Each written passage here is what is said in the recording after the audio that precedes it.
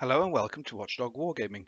Tonight I'm going to talk about the subject of research. Like with most things, if you're going to start a new period or project with painting miniatures or tanks, it's useful to know a bit about the subject, what they look like, what they wore, what the colour was of their uniforms. A little, bit of research before you sort of actually start putting paint onto the figures.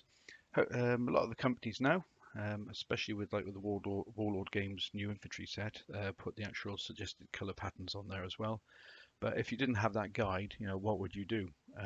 For me, it's the old-fashioned way of get out your reference books and have a look, Google it, the subject, or pop down to your local museum and or military museum and see what they've got on their World War II section. Or, like me, as a secondary hobby, I do World War II reenacting. So a lot of the actual stuff that I'm going to paint for my new bolt action British and Commonwealth troops, I've already got in some fashion or way. So that's what I want to go through with you tonight and show you what I've got, and just a quick introduction to sort of like the basic British infantry section. Gentleman in front of you is called Bob. Bob has had a bit of a hard life, punched and kicked around in his youth, and was thrown on a dump and saw the light and joined the army. And so my silent partner here will be showing the Battledress jacket and some of the 38 pattern webbing that I've got. Okay, so as you know, the basic building block of the British infantry during World War II was the section led by a corporal. In 1939, this was an 8-man strong team, all armed with rifles except for the light machine gun, number 1, with a Bren gun. In mid-1941, the section commander was officially listed as armed with a Thompson submachine gun, but by 1944, he carried a Sten. So in this case, he's carrying a Sten. This is the Mark II Sten, but also certainly for Normandy beaches and onwards, the Mark III was also used with the Mark II.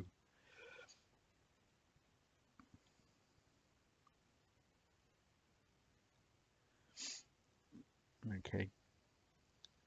So a basic infantryman for his load, he would have his Lee Enfield number 4 rifle, um, 10 10 rifle charges of 303 ammunition in his pouches, 2 magazines for the Bren gun, and 1 Mills bomb. But also he would be carrying his shovel.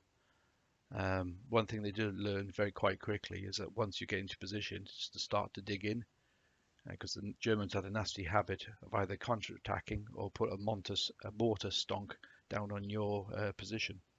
So the quicker you got under the ground, the better.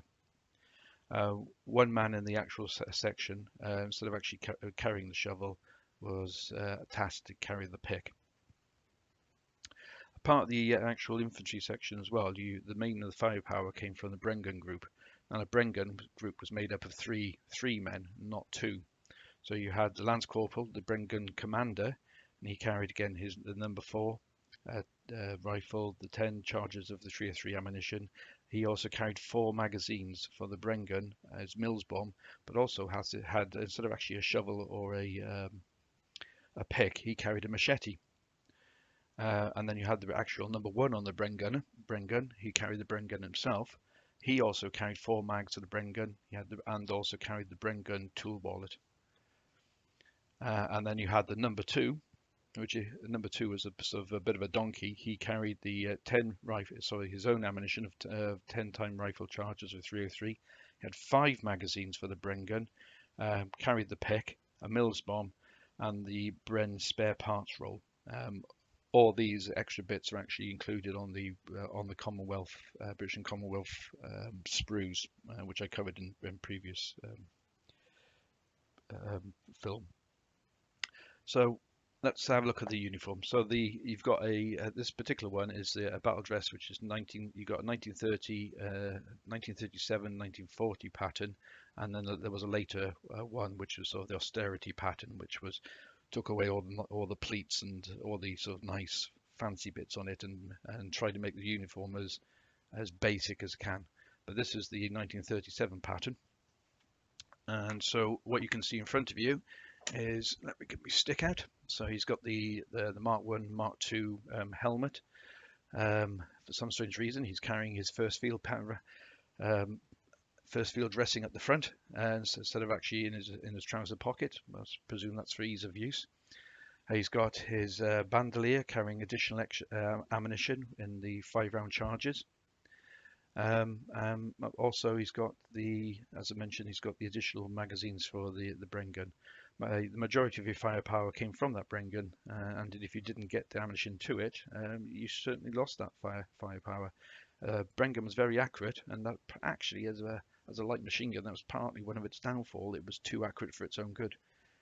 So a lot of gunners actually sort of waggled the barrier to get that sort of the spray or the spray of rounds falling in the dead zone at the other end. And then on the other side, in here as well, he's got because he's carrying a Sten gun, he's got Sten gun magazines, but he's also got his has some hand grenades in there as well. The straps, so you got your left and right pouch with the webbing as well. This one was blancoed about 2 years ago, and so with normal wear and tear, weather, and everything else, it's gone from a very, very dark sort of blanco color, and it's now starting to go back to sort of it's starting to lose its color and starting to lighten up. You had some units were given kit right from the very start that were unblancoed, or you had the I can't remember what the actual blanco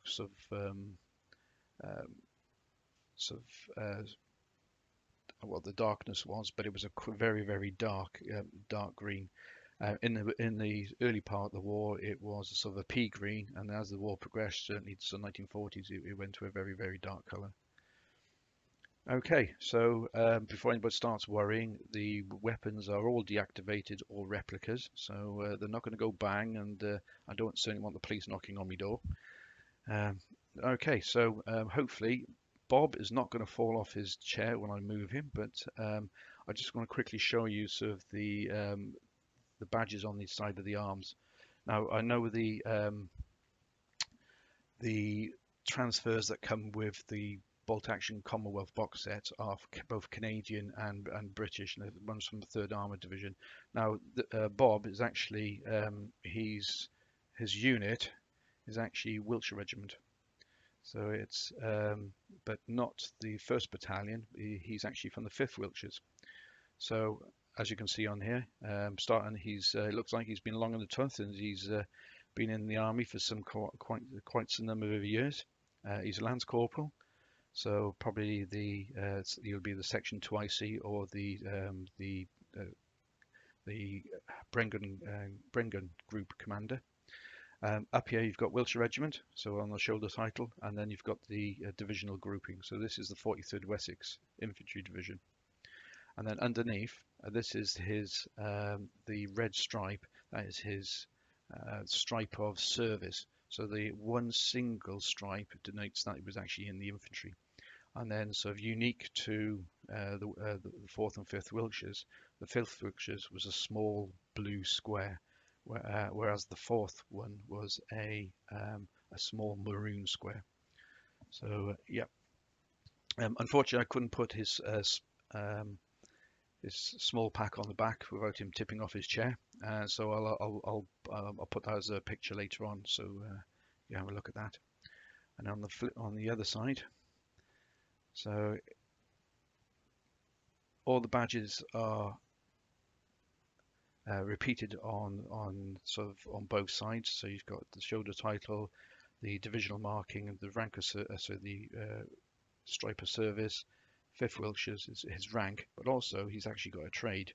Now BG, Bren gun. So yes, so Bob here is the section commander for the Bren gun, as he holds the qualification for it as well.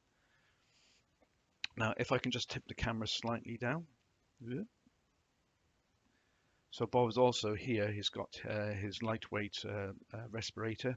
So long gone is the ones that sat on the chest, and now this is his lightweight one, which sort of came out in sort of 43 onwards. So a lot of figures you'll see with that fitted. Let's push Bob back now.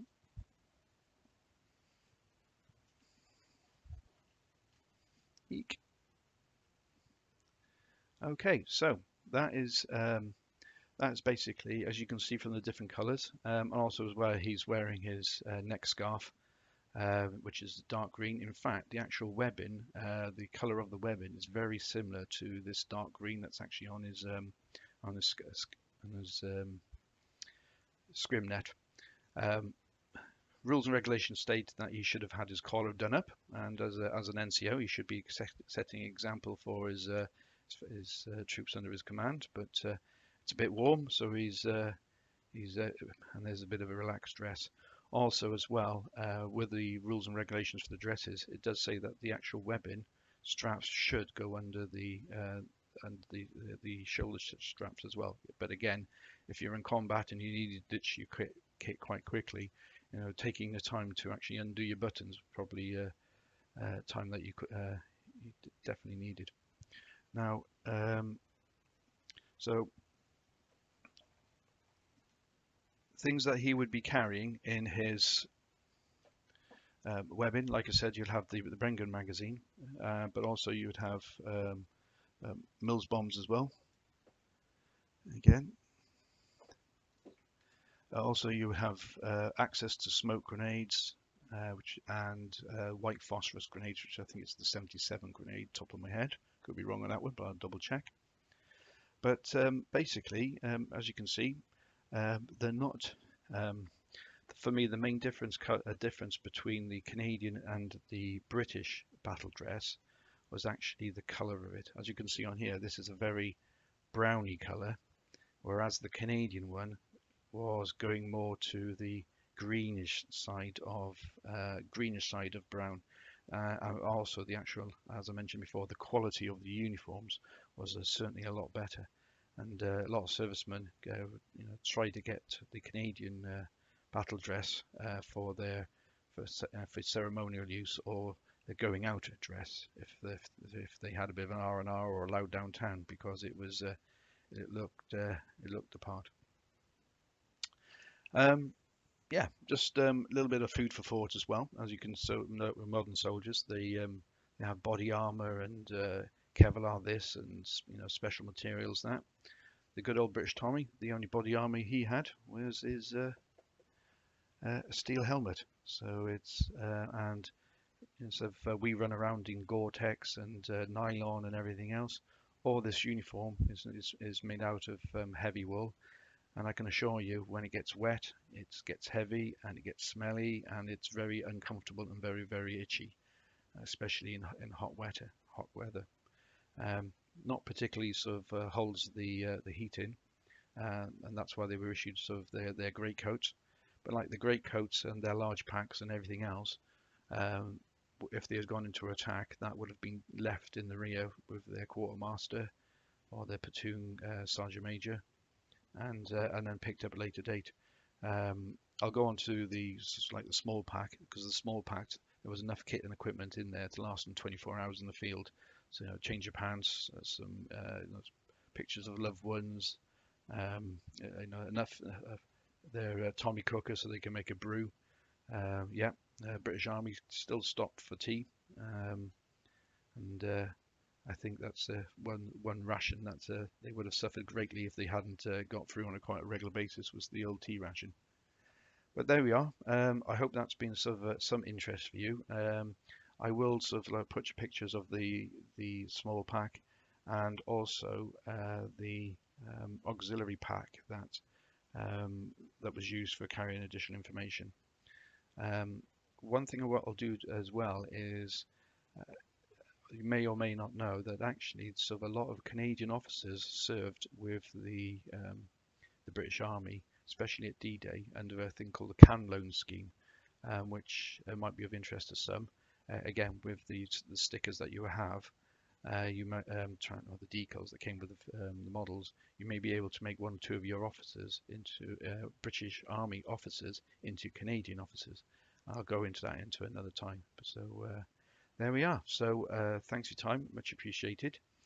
If you like what I'm doing, I'm just trying to think of something outside the box that's not necessarily your normal painting guide, but like I said, was any period that I start, I like to sort of research what I'm doing, and not necessarily go by what you've been told, because there's lots of information out there, and and it's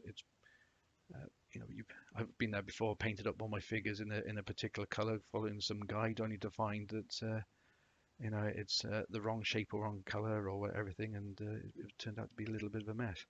So there we are. So that's me stop wittering on, and I'll catch up with you again. So don't forget to like and subscribe, and Bob will be back hopefully in a couple of days' time, and he'll be promoted and turned into an officer. So it's until then, take care, and I'll speak to you soon. Bye now.